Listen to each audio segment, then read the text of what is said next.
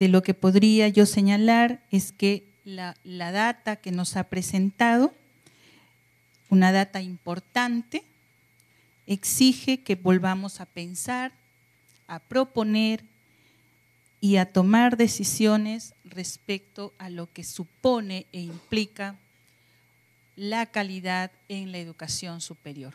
Una tarea sumamente compleja, efectivamente. Pregunto a los organizadores, tenemos 14 minutos todavía de acuerdo a la agenda. ¿Sí? ¿Podríamos leerlas? Perfecto. Acá nos señala Juan Manuel una pregunta y a lo mejor si los distinguidos miembros de la mesa nos la podrían responder. ¿Es la acreditación garantía de calidad en la educación superior? Tal vez Ricardo. Doctora, por favor, a Juan Manuel. ¿Sí? ¿Es la acreditación garantía de calidad en la educación superior? ¿Qué dice México? Bueno, yo creo que la acreditación es un medio, pero no es el único, ¿sí? Nos puede ayudar, fomenta, por supuesto, la calidad académica, fomenta, por supuesto, la mejora continua y sí es un medio que nos ayuda para lograrlo. Muchísimas gracias, doctora. Homero Miranda, en el Perú las universidades gozan de autonomía en la gestión. ¿Ocurre lo mismo en Ecuador y México? ¿Cómo se regulan las universidades sin caer en el libertinaje o el abuso de poder? Ahora las asignaturas tienen que ser aprobadas, entonces podemos sacar de conclusión que estamos basándonos en algo que ojalá no se caiga en Perú ni en otros países de Sudamérica, que es basarnos en la desconfianza para poner las regulaciones. Basarnos en que si alguien hizo trampa, todos pueden hacer trampa, entonces todos van a ser perseguidos, porque ese es el sentido que tenemos con las universidades, para ver si así no hacen trampa, ¿sí? Y con respecto a esta pregunta de si la acreditación, a la pregunta anterior, si la acreditación asegura la calidad, no, para nosotros no ha sido así, porque hemos sido acreditados, y de esto se hablará un poco más del día de mañana. Nosotros fuimos acreditados, así como muchas otras instituciones que se llevan muy bien con quienes acreditan, ¿no? Entonces, nosotros todavía no sabemos si cumplimos o no cumplimos con la calidad, porque no entendemos la definición de calidad del organismo acreditador. Nunca ha sido explicada.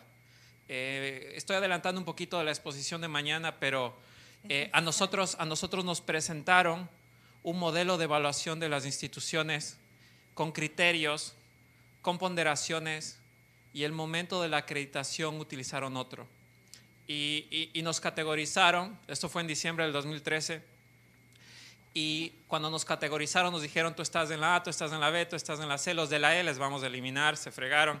Y los de la C, bueno, habían algunos que hace unos poquitos años, hace muy poquito estaban en la A, ahora están en la C, ¿sí? Y habían unos que estaban en la C, ahora están en la A, ¿sí? ¿Cómo hubo ese cambio tan extremo en tan poquito tiempo?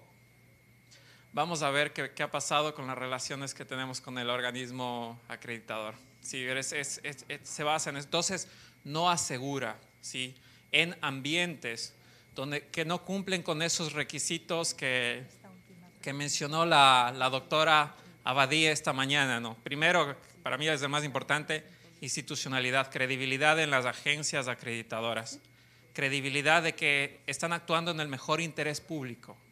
Sí, bueno, esa era mi opinión. Gracias, doctor. Y la última pregunta de Carlos Villafuerte. ¿Cómo se maneja en México y Ecuador la acreditación en universidades establecidas en pueblos indígenas?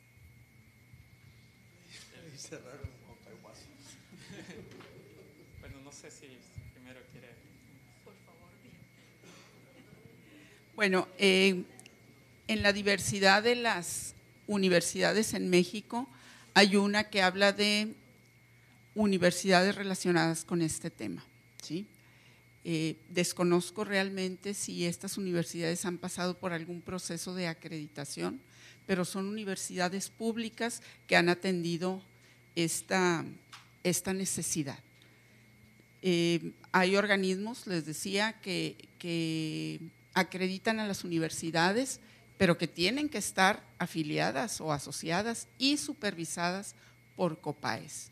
Me llevo su pregunta de tarea e investigo si en estas universidades que atienden a esta población han pasado por un proceso de acreditación.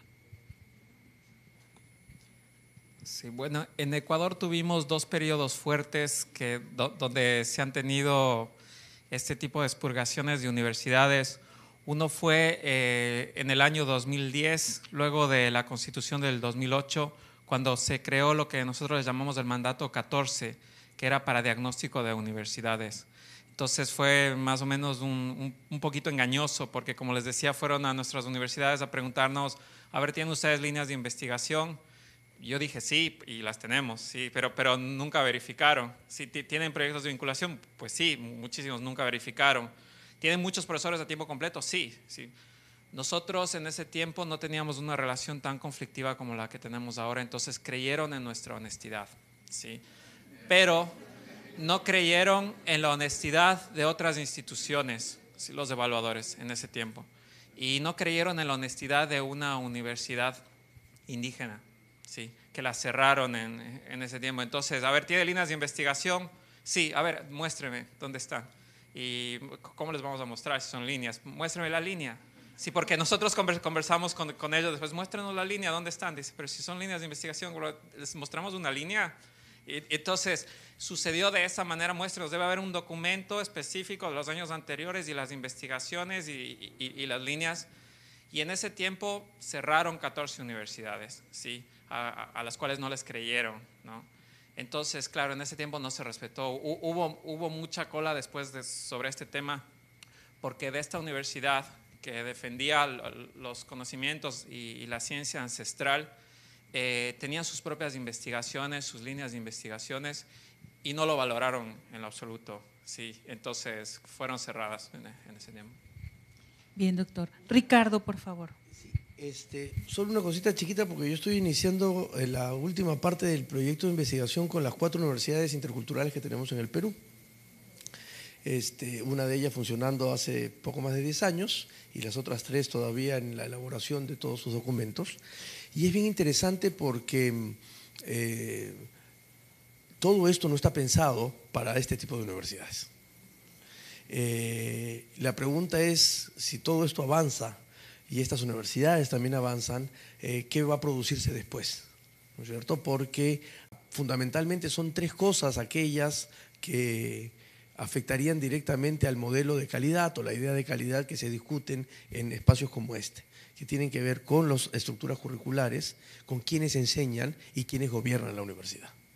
Entonces son 3 elementos fundamentales e importantes que no están tomándose necesariamente en cuenta a la hora de pensar. De hecho, la Dirección de Pueblos Indígenas del Ministerio de Cultura, del Viceministerio de Interculturalidad en el Perú, está tratando de preguntar en el dictamen de ley, por ejemplo, qué va a pasar con estas 4 universidades al margen de cómo funcionen o no.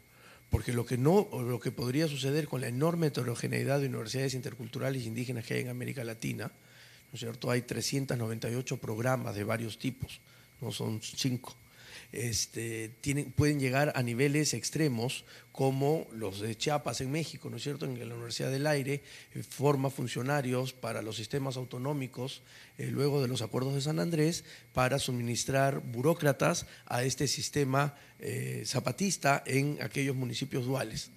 Y entonces no necesitan ningún reconocimiento de nadie, ¿no es cierto? O es lo que pasa en Colombia con la Universidad, la UAIN, la Universidad de la Organización Indígena del Valle del Cauca. Entonces, o las formales como en Bolivia, que funcionan pero no tienen cómo funcionar y no fueron creadas por las organizaciones sino por el propio Estado. Evo Morales creó 3 universidades indígenas interculturales, la Aymara, la Guaraní y la Quechua, que funcionan y cuando uno las mira bien, funcionan lo más tradicionales posibles, porque si no, no se adecúan a todo este gran otro sistema. Entonces, allá hay una discusión, una más, que en el país tampoco hemos dado, ¿no? Tenemos una pregunta de Alex. Si existen modelos internacionales reconocidos como la norma internacional ISO 9001, ¿por qué no se coloca como requisito previo para la acreditación la certificación de la educación superior? Bueno, tradicionalmente, al menos en México, los ISOs son manejados más en empresa. Para las universidades nosotros nos vamos por las acreditaciones, ¿sí? Pero es un proceso similar, son criterios o estándares a cumplir.